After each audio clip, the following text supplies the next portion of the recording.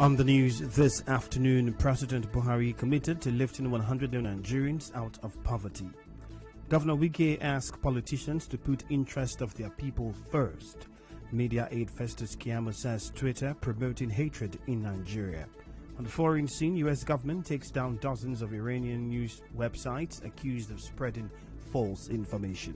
I am Ifiemi Andrew. President Muhammadu Buhari says he is committed to lifting 100 million Nigerians out of poverty in 10 years. In a statement, the president announced the inauguration of the National Steering Committee of the National Poverty Reduction with Growth Strategy, chaired by Vice President Yemi Oshibajo. He says it is in line with keeping to the promises of his administration. Media aide to President Buhari Festus Keyamo says the federal government stopped dispersing funds for the 774,000 jobs program because there was need to re-strategize and ensure that the funds get to every part of the country.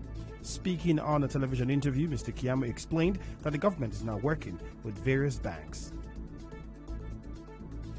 If we had said, okay, people should just bring their account numbers, bring the participants together with their existing account numbers, we would have defeated the purpose and the design of the program. Because if you had existing bank accounts and we use the existing bank accounts, it could be possible that the 1,000 persons in one local government in Imo, half of them will be residents in Lagos. There's no way we would have known. So, in other words, the design of the program for the money to get to all the nooks and crannies of the country would have been defeated. So we now said, no, let us engage special banks. So we insisted that BVN should be used as directed by Mr. President. According to him, over 7 billion naira was paid out before the suspension. We have paid about 7.8 billion so far. We paid about 394,000 persons. So we have achieved about 60% payment of the first tranche. The total amount has not been released to us from the central bank, from the Ministry of Finance, I mean. And these monies are not with the NDE. These monies are not with the minister. The monies are with the central bank. So the monies go straight from the central bank to the accounts of these participants.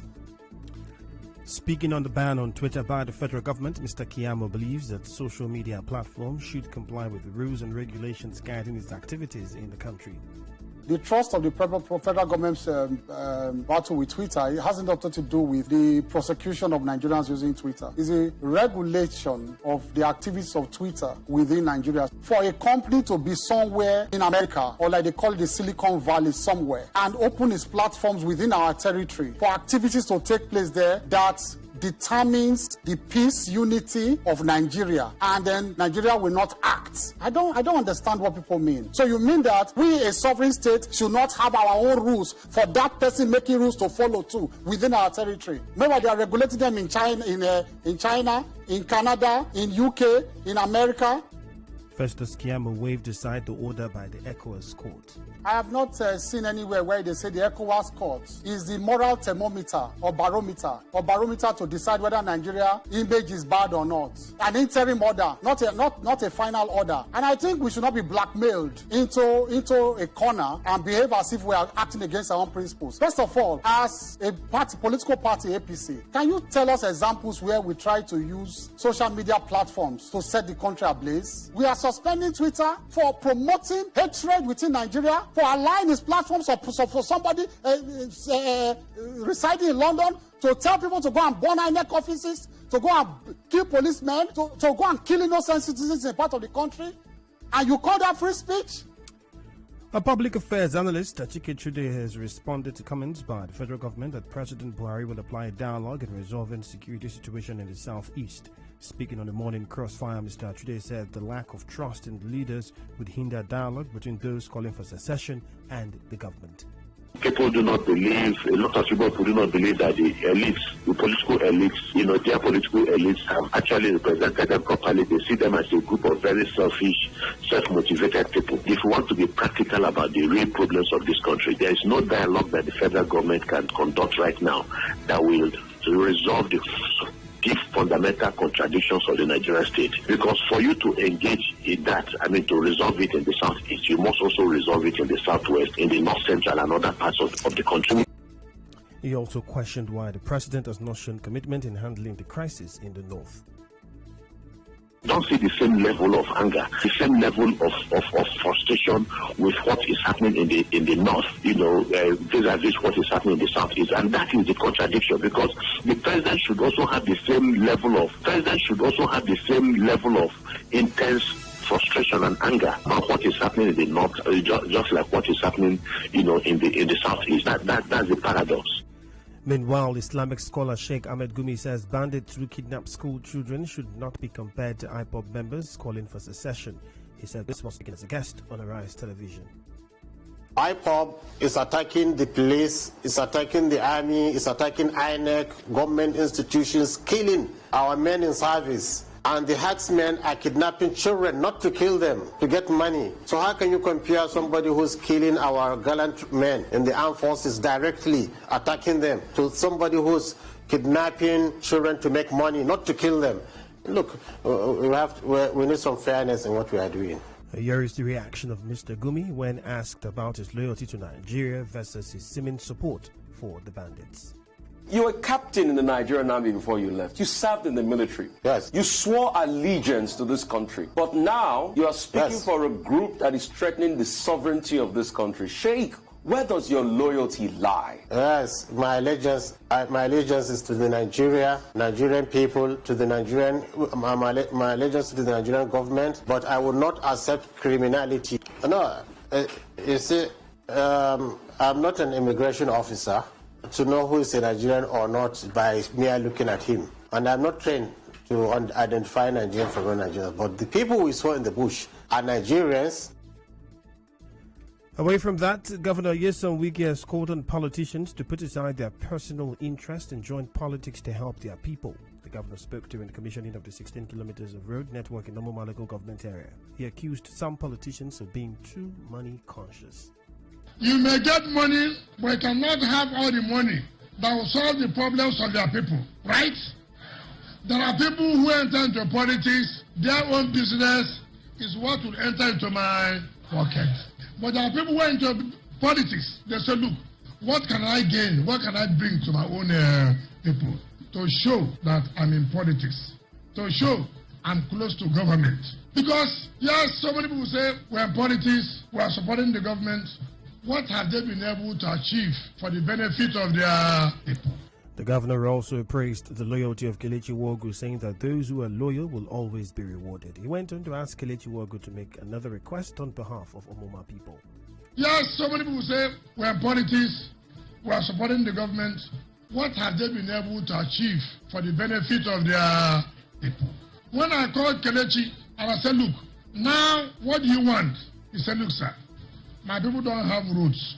If you can help us to give my people the road that will connect all these communities, our communities will be very, very grateful to it. He did not say, sir, I need money. But every human being needs money, is it not? 1 minute. Tell us what you want. Tell us what Amadu wants. And this is how Kelechi Wogu responded.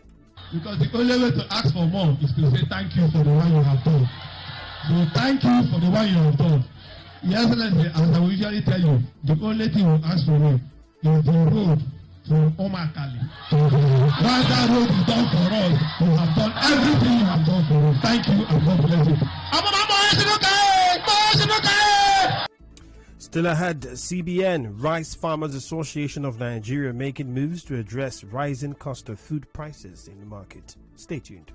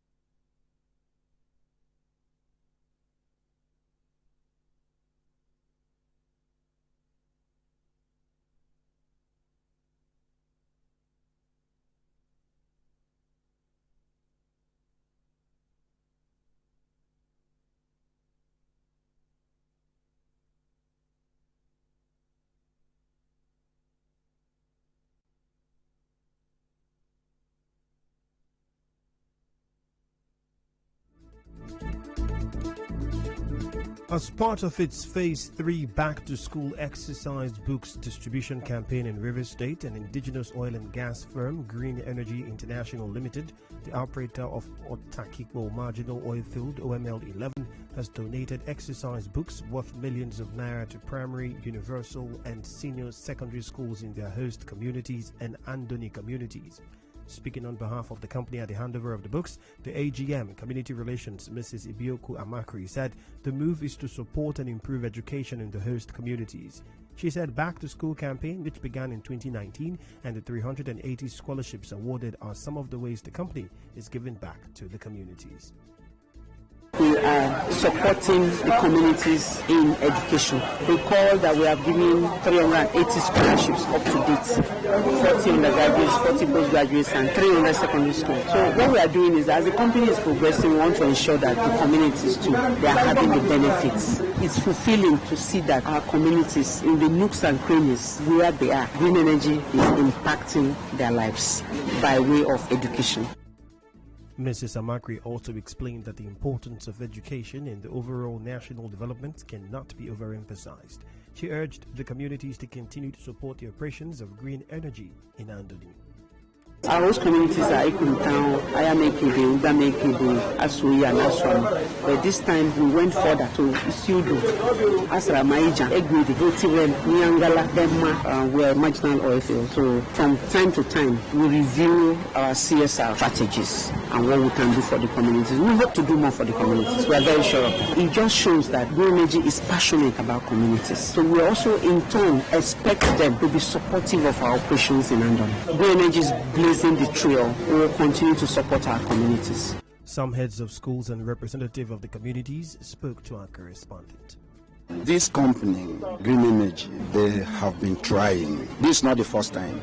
If I am not mistaken, this should be the third or the fourth time they have distributed the exercise book to our children in both primary and secondary. They make us happy. They make us feel that really we have a company around. But with the help of this exercise book given to the school by the company, in fact, they are really making it. We seek that the Green Energy should continue as this. Be sure that all the exercise books has been shared to all the pupils in the schools. Since the exercise book is available, anyone that wants to focus, I believe the person at this point will be serious with his or her studies. Our correspondent reports that over 30,000 exercise books were distributed, which brings to a total of 133,000 books in the past in the 3 phases. Some of the communities are Ikuru Town, Ugama Ekede, Ayama Ekede, Asuk Ama, Asuk Oyet, Ngo, Ebukuma, Azarama, Onyangala, Asaramija, Iboteringema, Samanga, Okoroboile, Igwede, Agana, Inyoro, Engendem, Iwoma, Aguitobolo, Ayamboko, Iwoma, Igoromong, and others. In business, the Central Bank of Nigeria and the Rice Farmers Association of Nigeria are making moves to address the rising cost of food prices in the market. The Acting Director of Corporate Communications Department, CBN, Osita Onwani Sobi, said plans have been concluded to distribute 27,000 metric tons of rice paddies directly to millers nationwide on Thursday. According to him, the new strategy is in line with the bank's mandate of ensuring price stability. In entertainment, American singer Chris Brown has been accused of hitting a woman after a row in Los Angeles. The R&B star is alleged to have struck the woman on Friday, 18th of June. Spokesperson for the Los Angeles Police Department said a crime report for battery has been completed and LA City's attorney's office will now consider whether to bring any charges. In sports, Chelsea are ready to challenge Manchester City for the signature of Aston Villa's and England midfielder Jack Grealish. Meanwhile, France striker Kylian Mbappe has asked to leave PSG. And now we'll bring you news from around the world. The U.S. has taken down dozens of Iranian news websites which it accused of spreading disinformation. Many sites were offline yesterday with notices explaining that they've been seized by the U.S. alongside seals of the FBI and Department of Commerce.